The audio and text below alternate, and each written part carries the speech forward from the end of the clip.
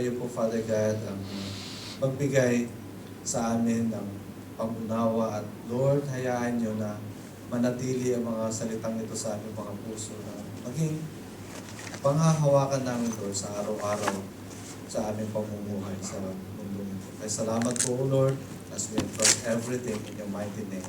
In Jesus' name we pray. Amen and amen and amen. Sige po, tayo po ay sabi ko nga, mabilis lang ito. Sandali lang tayo. Tingnan po natin ang James chapter 4, no? verse 10. Ito pinamagatan natin siyang humility, Humility leads to salvation. At tingnan po natin kung paano po natin siya marirelate, Sabi po ng James chapter 4, verse 10, humble yourselves in the sight of the Lord and He will lift you up. Bakit po mahalaga ang humility sa ating kaligtasan? Siguro, pag-isipin nyo, bakit pa natin pag-uusapan ng kaligtasan? Alam ko na namang ligtas ako. Pero tingnan po natin mabuti ang aspeto ng humbleness, humility sa ating pong buhay. Ligtas man tayo o hindi tayo ligtas, Dahil nabasa natin dito, that God will lift you up if you are humble. At hindi lamang po sa mata ng Panginoon, ang tao na may humility ay napakalaking nito sa pamumuhay natin sa pagtatrabaho. May mga benepisyo ito sa buhay natin. So sabi ng kung titingnan siya natin sa Tagalog, magpakumbaba kayo sa harapan ng Panginoon at itataas niya kayo. So, tingnan lang natin ang definition ng humility. Kinuha ko po ito sa Webster 1828. Alam niyo po yung may dictionary na very Bible-oriented, Webster Dictionary 1828. Sabi dito, humility consists in lowliness of mind, a deep sense of one's own unworthiness in the sight of God. Dito po natin makita ang humility ay talagang makita mo yung hindi ka worthy sa harapan ng Panginoon. I believe all of us, kung alam mo ang kalagayan mo na tao, makikita mo yan na mababata talaga tayo sa harapan ng Panginoon because of our sins, because of the things that we do in life. Self-abasement, sabi dito, pagpapakumbaba. Penitence of foreseen and submission to the divine will. So, meron po tayo, I would like to explain humility sa mga verses din po ng Bible para makita po natin kung paano natin ito ma-relate sa ating mga buhay. Babasahin po natin siya sa Luke chapter 19, verse 1 to 10. Sa New Living Translation. Ito po yung time na si Jesus ay papunta sa Jericho when He was still ministering, na nandito pa, kasama pa natin siya sa lupa. So verse 1, sabi na, Jesus entered Jericho and made His way through the town. There was a man there named Zacchaeus. He was the chief tax collector in the region and he had become very rich. Alam niyo po, nung unang panahon, ito yung mga tax collector, ito yung mga napag-aral. Ito yung may mga kakayanan, kasi tax collector sila, parang BIR ba sa atin. Ang BIR sa atin, ang tingin sa kanila is mangungotong, nangungurakot kasi sila may hawak ng pera. In those days po, meron pong specific na tax percentage ang gobyerno, pero ang mga tax collector, kaya sila yumayaman. Halimbawa, ang batas 10%, sa kanila ay mukha kang mayaman, sisigilin kita ng 20%. Sa kanila yung sobra. Kaya mayayaman po mga tax collector. So sa verse 3, sabi niya, he tried to get a look at Jesus, but he was too short to see over the crowd. Dito po natin makita is just how Zacchaeus is, his kind of person. Sabi na, maliit daw kasi siya. So he tried to get a look at Jesus, but he was too short to see over the crowd. So he ran ahead and climbed a sycamore fig tree beside the road, for Jesus was passing past that way. So verse 5, when Jesus came, he looked up at Zacchaeus and called him by name. Alam niyo po ba, minsan akala natin wala nakakakilala sa atin, ano? Pero God, si Jesus, they never met. Zacchaeus doesn't know, as Zacchaeus doesn't know Jesus. Kaya nga nagkaroon siya ng interest, naging curious siya, narinig niya si Jesus na dadaanin. I believe, during this time, chapter 19 na po, ng Book of Luke, so marami ng kwento ang narinig ng mga taga Jericho, dun sa lugar ng Israel. At si Zacchaeus, they have never met. But nung dumaan si Jesus, sa lugar na yun, nakita niya, sabi niya sa kanya, he called him by name. Zacchaeus, he said, "Quick, come down. I must be a guest in your house today, in your home today." Nagboluntaryo si Jesus, bisitahin mo ako sa aking bahay. No? Zacchaeus quickly climbed down and took Jesus to his house in great excitement and joy. But the people were displeased. He has gone to be the guest of notorious sinner. They grumbled. Kasi po, sabi ko nga kanina, mga tax collector po, mga mangungotong yan. So, very bad ang reputation nila, especially when it comes to finances. And sabi ng iba, bakit pumapasok si Jesus sa bahay ng may kasalanan? Ano? But kung titingnan po natin mabuti, dito pa lamang sa mga verses na ito, makita natin yung katangian, isang karakteristik ni Zacchaeus na meron talaga siyang puso na gusto niyang makilala ang Diyos. Although he was a sinner. Sabi nga doon, mangungotong siya.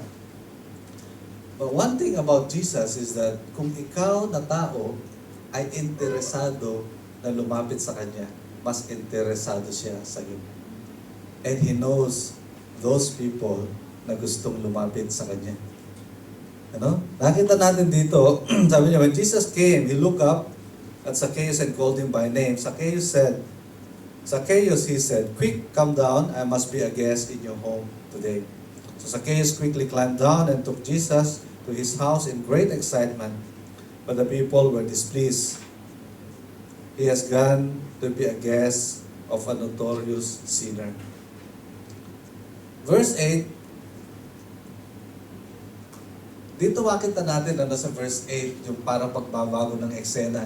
Ang tingin sa verse 7, sabi ng mga tao, napakamalaking makasalanan ng tao ito.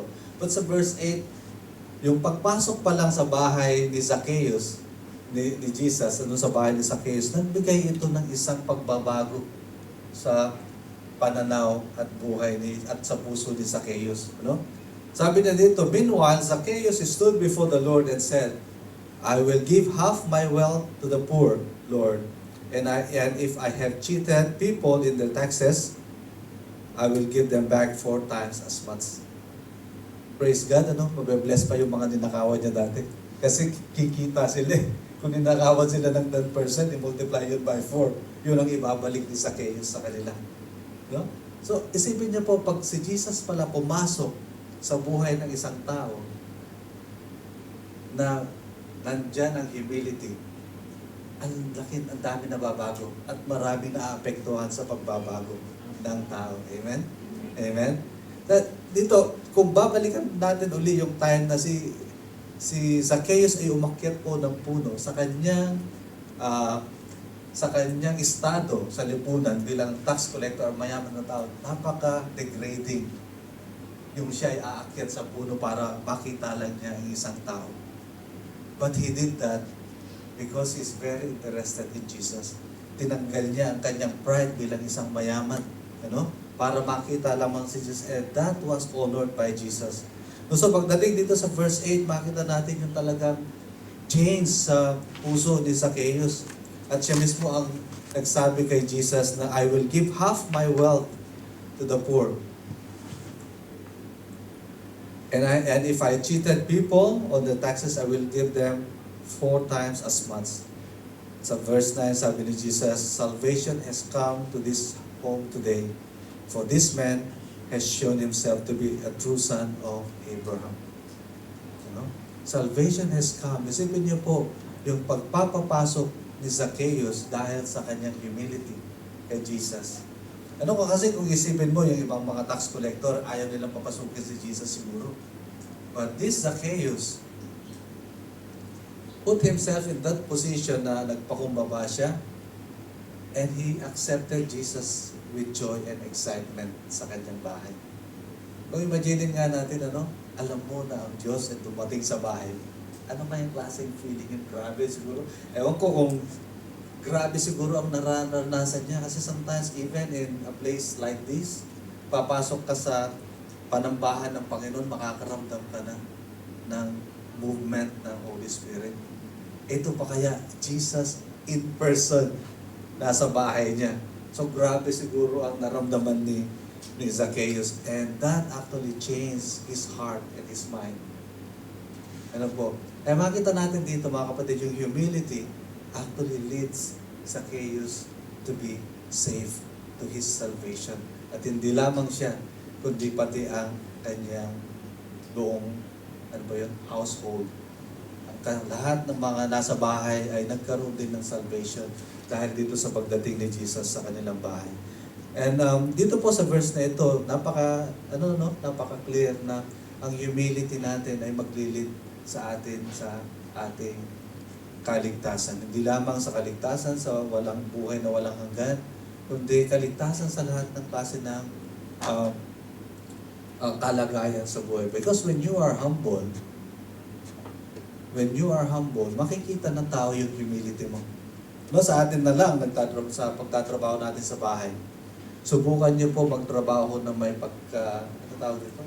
pagka-pride. Ang amo niyo, tatratuhin din kayo ng hindi maganda. Ewan ko, may nakaranas na ng ganito. Pero sa akin po, sa iba't ibang company po na napasukan ko, may mga tao talaga na mataas ang ere, sabi natin, yung mga tao na mataas ang ere, sasabihin na, yeah, I did that one. Lagi, lalo pa yung mga taga rito, lagi inaangkin yung tawag nito, yung parang success ng isang mga gawain, ng mga projects. And nalalaman yan ng mga boss. So, lalo silang napapahiya. And yun po ang problema sa pride, but humility. Titingnan natin ang Proverbs chapter 15, verse 33. Ang sabi ng Proverbs chapter 15, humility precedes success, sabi niya yata doon. Proverbs 15:33. Sabi dito, the fear of the Lord is the instruction of wisdom, and before honor is humility. Karaniwan yan, bago ka magkaroon ng honor o bago ka maparangalan, ay ang mga napaparangalan ay mga nagpapakumbaba. Amen po ba? Amen. And another story po, tayo sa Matthew chapter 19, Another story po para makita po natin ang humility which actually leads to salvation, So Matthew chapter 16, verse 19, verse 16 to 24. Nakita natin dito, someone came to Jesus with this question, Teacher, what good deed must I do to have eternal life? Palagay ko siguro natanong din natin doon sa ating mga sarili noon, ano kayang gagawin ko? Magandang bagay para ako ay maligtas o magkaroon ako ng buhay na walang hanggan. Sa verse 17, sabi ni Jesus, why ask me about what is good? Jesus replied, there is only one who is good, but to answer your question, if you want to receive eternal life, keep the commandments. Kasi po, nung time nila Jesus, when they talk about the scripture, the commandment, they talk about the law of Moses. Pinag-uusapan nila yung scriptures ay yung Old Testament. Sa verse 18, sagot nung tao, which one?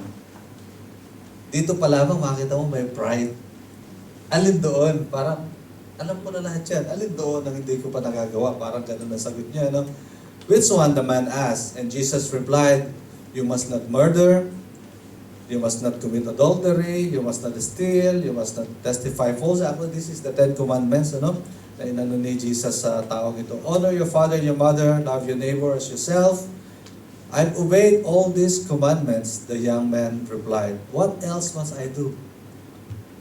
Dali, up to this point, makikita natin na do you really believe that there's somebody who has obeyed all the commandments? You know? Napakahirap nun. I don't think this man knew na may mga tao talaga na hindi naman ako mali. Kung naka-attend kayo dun sa isang sharing ni Pastor yung midday, it's not my fault. Na series natin. Many people will say, hindi ako may kasalanan. Bakit ako siya ang may sala? Parang nung na kinwestiyon ng Lord si Adan. Kasi nalaman nila na sila'y hubot-hubad na. Sabi ng Panginoon, paano mo nalaman na ikaw ay hubot-hubad? Kumain ba kayo doon sa pinagbabawal na kainin na bunga ng puno? Ang sagot niya, itong babaeng binigay mo sa akin, kasalanan pa ng Lord. Sabi ng babae, hindi, yung ahas na ginawa niyo. Lahat lagi, hindi ko kasalanan niya. Kasalanan niya, laging merong dahilan. So ganito ang nangyari, parang ito yung tao. Wala na akong ibang walang commandment akong di nasunod. I obeyed all these commandments, the young man replied. What else must I do? Jesus told him, if you want to be perfect, go and sell all your possessions and give the money to the poor, and you will have treasure in heaven. Then come, follow me. So verse 22, sabi doon, but when the young man heard this, he went away, for he had many possessions. So dito pa lamang po, makikita natin na hindi po dahil sa mayaman lang itong tao, kundi nandun yung pride niya. Imagine po, ang mangyari sa kanya, palagay ko ang iniisip niya, pagka binenta niya lahat ang kanyang mga ari-arian, di magiging mahirap siya. Ayaw niya ng mahirap. Ang mahirap, wala ng pride, wala na siya may pagmamalaki. Kaya sabi ni Jesus sa verse 23, then the disciples said to him, Then Jesus said to his disciples, I tell you the truth, it is very hard for a rich person to enter the kingdom of God. And I'll say it again, it is easier for a camel to go through the eye of a needle than for a rich person to enter the kingdom of God. Kasi po, pagka ang tao, lagi niyang tinitingnan ang kanyang kayamanan, hindi siya makakapagpakumbaba sa harap ng Panginoon. Si Zacchaeus po, hindi niya sinabing, ibibigay ko lang sa mahirap ang kayamanan niya. In his heart, ibigay ko lang half. Okay, sa Panginoon, okay pa rin. Basta tama ang puso. Kung maalala niyo po, yung nakikinig kayo sa ating nightly Bible study ng Book of Acts, si Ananias at si Sapphira, yung mag-asawa, na nagsinungaling sila. Because they are so proud, they want to show na gumagawa sila ng mabuti. Sabi nila kay Peter, yes, ito ang pinagbentahan namin ng lupa. Lahat na ba yan? Sabi ni Peter, oo, lahat na yan. But they kept some for themselves. Kaya ang parusa ng Panginoon, grabe ang judgment ng Panginoon. Kasi, I believe si Sapphira at Ananias, if you remember, ay kasama sila dun sa nadapuan, dun sa, pangalan nito, sa Pentecost. Sorry po. Nung Pentecost na dinapuan sila ng banal na Espiritu Santo, kasama po si Sapphira, kasama sila doon. So they're supposed to be considered workers ng ministeryo. Pero nagsinungaling sila, but God doesn't want you to give everything what you have. Doesn't want you to give everything you have. Kung talagang ang kaya ng puso mo hanggang dito lang. What God wants is that you are humble enough to say, okay, itong kaya ko, itong ibibigay ko. So, dito sa mayamang ito na the young man, hindi niya kayang isipin na siya ay totally mawawalan. Kasi pag nawalan siya, wala na siya may pagmamalaki. So, pride actually stopped him from receiving his salvation. Amen po ba? Kaya po sa atin pong araw-araw na pakikipag-usap sa Diyos. In fact, if we assess ourselves, ano po, have we really accepted Jesus Christ by humbling ourselves? No, minsan po, ang tingin natin ay, I'm righteous enough, nagsisimba ako araw-araw. Ay, hindi pala, nagsisimba ako linggo-linggo. Pag sabihin, nagsisimba ka araw-araw, isang ka nagsisimba. O ibang mga araw, linggo-linggo, nakaka-attend ako ng mga gathering, blah, blah, blah, you know, so on and so forth. But if you really assess ourselves, how humble are we in the sight of God? Nakuha po natin? Napaka-mahalaga pala na makita natin ang humility natin, ang pagpapakumbaba para tayo ay makapasok sa kaharian ng Panginoon. And itong last na passage po, another story, because napaka-madali pong mag-explain, pagka sa salita ng Diyos mismo ang magpapaliwanag. Tingnan po natin ang Lucas chapter sa Tagalog. Kapitulo. Narinig ko si Pastora Des lagi. Kapitulo 18, versikulo 9 hanggang 14. Ayan. Kabanata. Kabanata ba, kuya? Ang chapter? Kabanata. Hindi kasi kami Tagalog eh. Basahin natin po ito. It's another story of makita natin ang humility kung paano nagiging maayos sa Panginoon ang pagiging humble. May mga tao roon na matuwid at ang tingin sa sarili, may mga tao doon na matuwid ang tingin sa sarili at humahamak sa iba. Actually, karaniwan po, marami talagang tao na sa tingin nila hindi sila mayabang, hindi sila sinungaling, o hindi. May mga tao talaga na sa tingin nila okay sila, pero kung magsalita, lang ako, simple lang ako, pero rock. Pala, mayabang na pala siya, Sabi dito, may mga tao roon na matuwid ang tingin sa sarili at humahamak sa iba. Kaya sinabi ni Jesus, sa kanila ang talinghagang ito, may dalawang lalaking pumunta sa templo upang manalangin. Ang isa'y Pariseo. Alam niyo po ang Pariseo, ito po yung mga tao na bihasa sa scriptures. At maayos ang tingin ng publiko sa kanila. At isa'y maniningil ng buwis, tax collector, katulad ni Zacchaeus. Tumayo ang Pariseo at nanalangin tungkol sa kanyang sarili.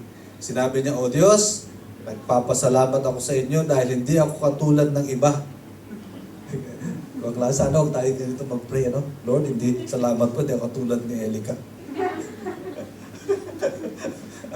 Huwag po tayo, ito, nakakatuwa po siya kasi sometimes the Bible very humorous, Actually, matatawa ka, but it gives us this very deep lesson in life.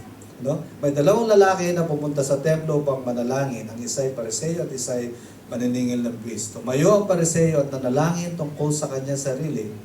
Sinabi niya, O Diyos, nagpapasalamat ako sa inyo dahil hindi ako katulad ng iba na magnanakaw, mandaraya, at mangangalunya.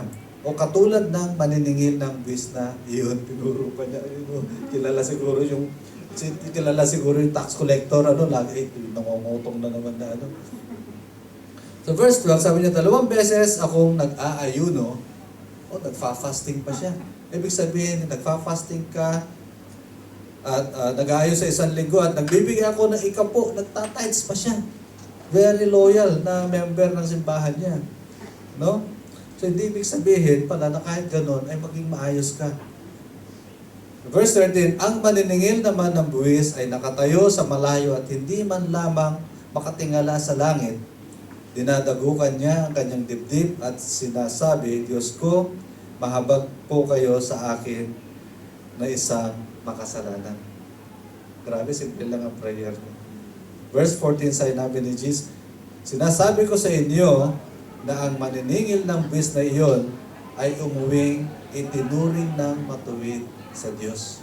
Ngunit ang Pariseo ay hindi. Sapagkat ang nagpapakataas ng kanyang sarili ay ibababa at ang nagpapakababa ay itataas. Amen? Praise God, ano? Kaya po, ang magbigay ka man ng tithes mo, sumama ka man sa weekly fasting ng simbahan. Kada Huwebes po, meron po tayong prayer and fasting at prayer chain sa gabi ng Huwebes. Hindi po ibig sabihin na tayo ay matuwid sa Diyos. Ang mahalaga ay ang kalagayan ng puso. Ano? Kaya sabi ko kanina, dapat pala natin i-assess lagi ang ating sarili. Lord, how am I in your sight? Am I humble enough? No? Humble ba ako, Lord, sa iyong harapan? Pakababa ba ako sa inyong harapan? Kasi sabi dito, yun lang ang sinabi ng ng tax collector. Sabi niya, O Diyos, nagpapasalamat ako sa inyo. Ay, hindi pala. Sorry. Si Pariseo pala. Saan ba yun? 13. The verse 13, sabi niya, Diyos ko, mahabag po kayo sa akin na isang makasalanan. Simpleng prayer. But with that humility in heart, sabi ng Diyos, itong taong ito ay matuwid sa harapan ng Diyos. No? Yun po ang kailangan natin. Our humility will lead us to salvation. Kasi po, actually marami pong pumupunta ng simbahan, maraming pumapasok ng simbahan, linggo-linggo mo makikita. Pero hindi mo sigurado, ligtas kaya ito. Kasi paglabas ng simbahan, parang, ay, nag-transform siya. Ano siya? Transformer. Ano? Kaya po, lagi po tayo, meron nga po kwento, ano? Na isang pastor po, sabi nung asawa niya, gusto ko na lang dito sa simbahan. Hindi po yung pastor, yung pag-asawa sila eh. Tinanong sila kasi ng pastor, bakit ayaw niyang umuwi ng babae? Gusto ko na lang po dito sa simbahan, pastor. Bakit? Dito maayos ang asawa ko sa akin. Bakit po? Kasi sa bahay po, binubugbog ako. Kaya doon ang simbahan, ang ganda raw ng trato sa kanya. Kaya, kailangan talaga natin tingnan ang ating mga sarili, not only because we are inside the church, pero God knows each and everyone's heart anyway. Hindi man sa akala natin, hindi naman ako napapansin, ano po ngayon nakabas na kami, hindi na tuloy ako napansin. Kasi actually po, minsan kailangan namin talaga tignan ng mabuti ang mga mukha niyo para makilala. Kasi pag nakamas talaga, hindi mo agad makikilala, no? Maliban lang kung araw-araw tayo nagkikita-kita. Kaya, huwag po kayong mag-alala kung ang puso natin ay nasa ayos, tapat ang puso natin na gusto talaga natin mapalapit sa Panginoon. Kilala po kayo ng Diyos. Sigurado, papakinggan kayo ng Lord sa lahat ng mga panalangin nyo. Kailangan natin lang ilagay ang ating puso, iayos, maituwid siya, para po tayo magkaroon ng maayos na relationship sa Panginoon. Amen po ba? Amen? Sige po, tayo lahat. At tayo manalangin, no? Ang Diyos na nagbigay sa atin ng kanyang buhay ay Diyos din na nakakakilala sa bawat isa sa atin. Kaya nga po, manood kayo po mamaya, no? Halos ganyan po yung istorya na mapapanood natin mamaya. Kilala ng Diyos ang sino man na gustong lumapit sa Kanya. God knows us. God knows our hurts. God knows our consequences. Alam ng Diyos lahat ng mga pinagdadaanan natin. But if we are humble enough to come to Him, tell Him our difficulties, isa-save tayo ng Diyos, itataas niya tayo sa ating kalagayan. Huwag po tayo kailangang magmatigas sa Panginoon. There's nothing we can do without God. Tandaan po natin, apart from God, we cannot do anything. Sabi ng John chapter 15, we cannot do anything apart from God. So, napakahalaga po na makita natin ang ating posisyon sa Panginoon. Tayo na mga tao at kung sa panahon ngayon o sa sitwasyon ngayon, meron dito na hindi pa sigurado ang kanyang kaligtasan o hindi siya sigurado na natanggap niya na ang Panginoon. Kapatid, nakikita ng Lord ang iyong puso and God will accept you in His kingdom. Kung ikaw ay lalapit at hihingi ng kapatawaran, hihingi ng forgiveness sa mga bagay na nagawa, ang Diyos po, sabi nga niya ng 1 John 1:9, na nabanggit ko kanina. He is just to forgive us and cleanse us from all unrighteousness. Kailangan lang nating magpakumbaba. And Lord, we thank you na kayo ay Diyos na makapangyarihan, Diyos na may kapangyarihan upang patawarin at linisin ang aming mga kasalanan. Lord, we thank you sa araw na ito na pinaalala niyo sa amin, O Diyos, na we have to check our hearts, we have to check our minds, na wala pong bahid ng kayabangan, walang bahid ng pagmamataas sa aming mga puso because with Lord, we acknowledge that we are nothing without you. Hindi namin kayang iligtas ang aming mga sarili, hindi namin kayang makaahon sa mga bagay-bagay sa sitwasyon na mahirap kung wala ka sa amin.